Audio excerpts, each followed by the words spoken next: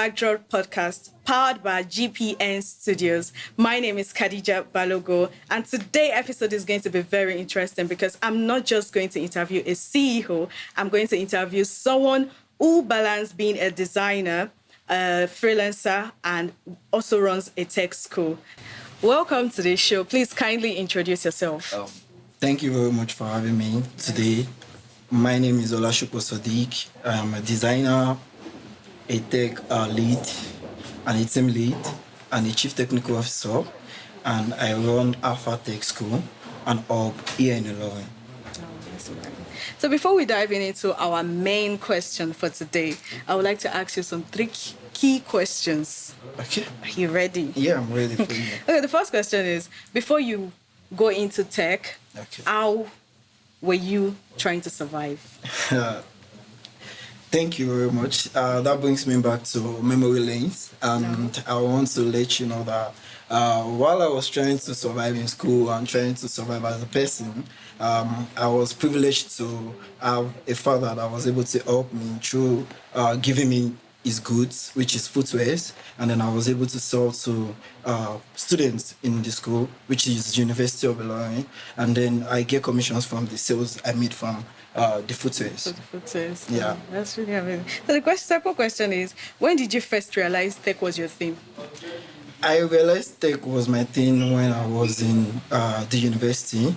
I finished from the University of Ilorin as a mathematics student, and then I was trying to work on my project as a student, and then we're told that we're going to be using a programming language called Python. I think that was when I was introduced to tech, and then I fell in love into tech, and then I started developing myself as a tech enthusiast, and then I got into tech as a designer, and then since then it has been a great one. You said you were asked to learn Python, right? Yeah, we were asked to work on Python. How were you able to drive yourself from Python to being a designer? Yeah, the knowledge is kind of broad. I was trying my best to be a developer first, and then I realized that to be a developer, you need to focus on other things, which is building apps, developing apps. And then I feel like to develop an app, you need a designer. A designer is an architect that designs how an app is going to look like for a developer. So I believe developers are trying, which is their work, but I believe I can do better as a designer, and then I can design for developers. So I think I had to switch from being a developer to being a designer. Before I dive into the main question for today, I'd like to ask you two key questions. Okay. So the first one is, before you went into tech, how have you been surviving? How have you been doing it? Yeah, before I got into tech, before I discovered tech, I was privileged to have a father that trained me to be a businessman because he sells footwear. And then he gave me that privilege to be able to sell footwear while I was in school, and then I was able to get commissions and profits from the sale of the footwear. So that was what I was doing before I discovered tech. So how were you making enough to sustain yourself? I was not making enough, but it was enough as a young man that's just growing. So it was enough for me to feed myself.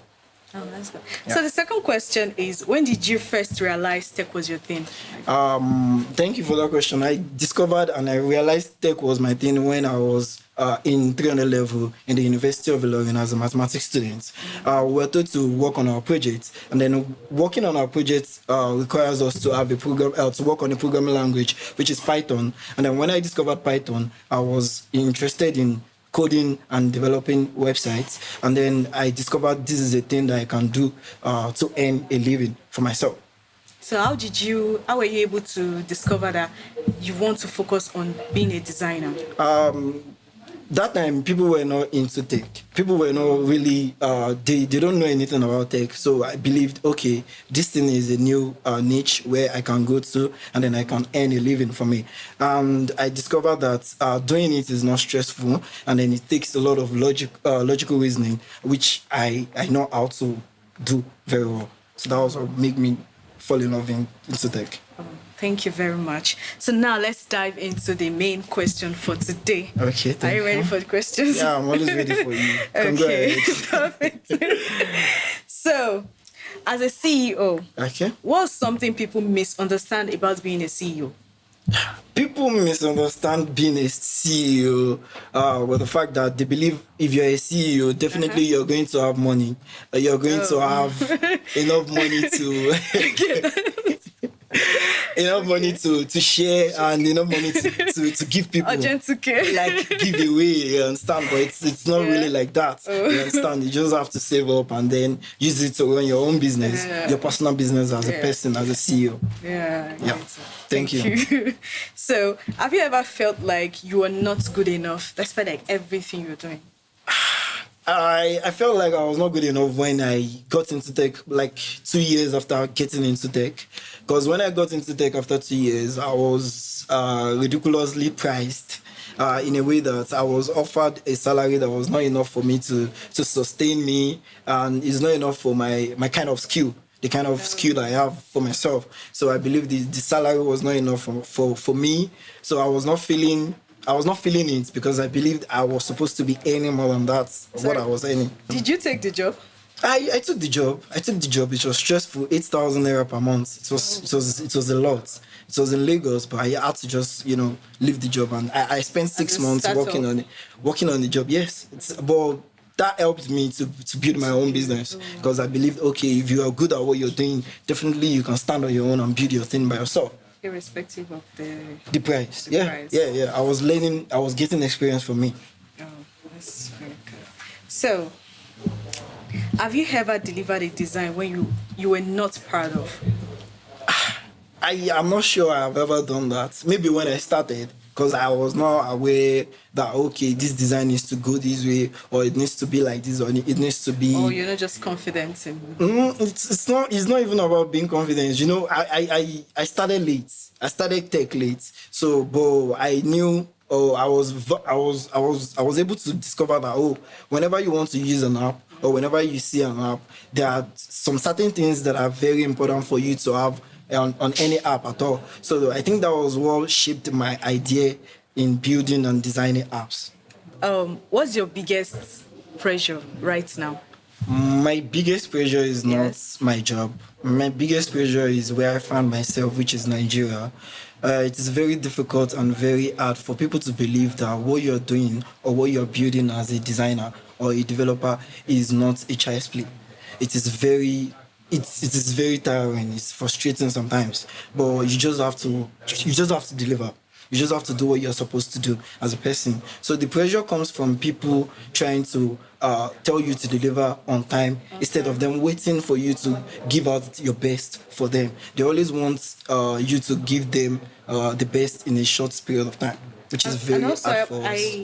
I'm aware that foreign companies tend to not believe we Nigerians that we can.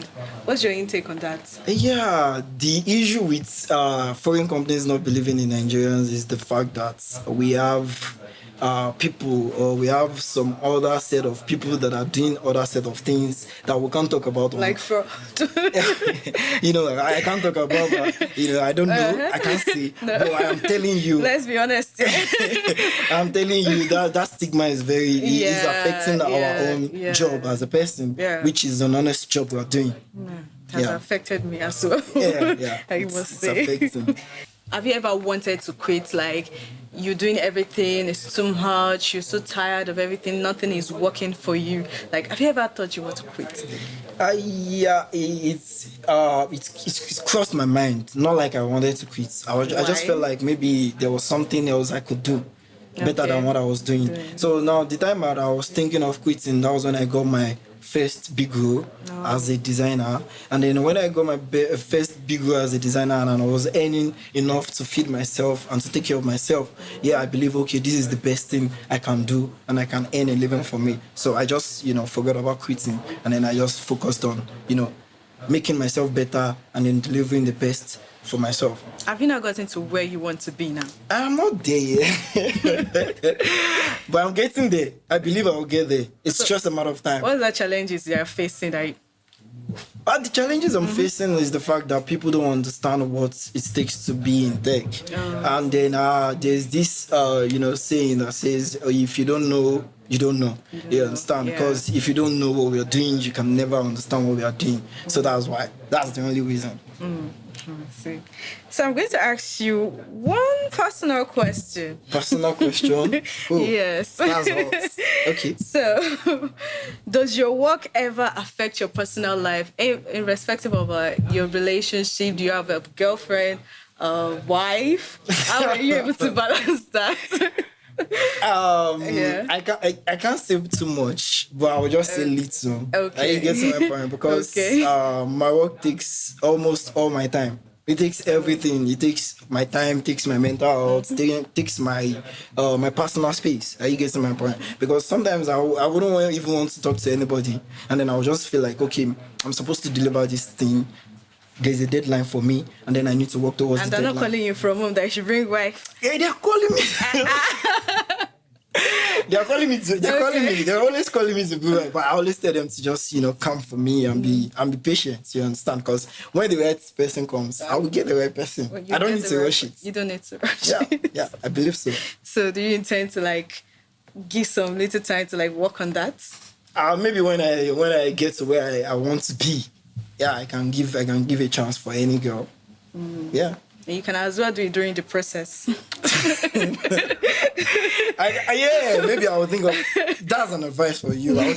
I'll take it. Yeah. Thank you. So, are you a strict boss or a soft one? I am a very soft person. Generally, it's not even about being a boss or being a boss type. Sometimes if as students, some students don't deserve that soft boss. Yeah, sure. So how are you able to do the part? I just try my best to make them understand that I am your boss and I'm still your friend. You get to my point? I can be your friend and I can be your boss. When it comes to job, when it comes to projects, I'll be your boss. Yeah. Because that involves money. I don't want you to waste it. You get to my point? But when it comes to interacting or teaching you or lecturing you, I try my best to be the friendly boss. You have to be the strict one. No. Not really strict. Not like really that. strict, because I don't want them to feel bad about themselves. You understand? Because they are learning and they're still trying to get what we're trying to teach them. So if you're strict with them, they might lose interest. I might not want to come to the tech school anymore. So that's what I try my best to be very friendly, very playful. You can ask all my students. Yeah, I try my best. That's very good. Thank you. So what's the worst client experience you have ever had? The worst client experience I had was recently. I think that was last year. Which it was heartbreaking because we did the whole thing we were supposed to do, but the clients just What went wrong? Where did it go wrong? A lot went wrong. A lot went wrong with the contractors. A lot went wrong with the clients. A lot went wrong with the project. You understand? So it was. Was it that the client did not pay your money or what? He paid. He paid in full. He paid everything. He paid in full. He paid what he's supposed to pay.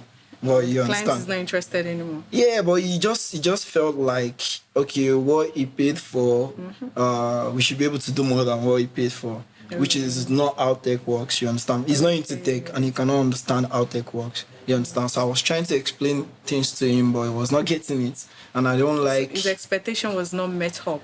No, it was made, but it was just higher than what he paid for. Yeah. Yeah, that was what happened. So if I want to build a website now, and my expectation is so high, and I can only afford some certain amount, not up to. So everything has a range. Yeah, there's a range. Yeah, there's a range. There's basic, there's standard, and there's professional. Let me go and make my money. You should, because if you want to employ me, if you want to give me a job, you need to come correct with your money. Oh, I need to work harder. Yeah, that's good. Okay. Thank you. So, what's one insecurity you're working on?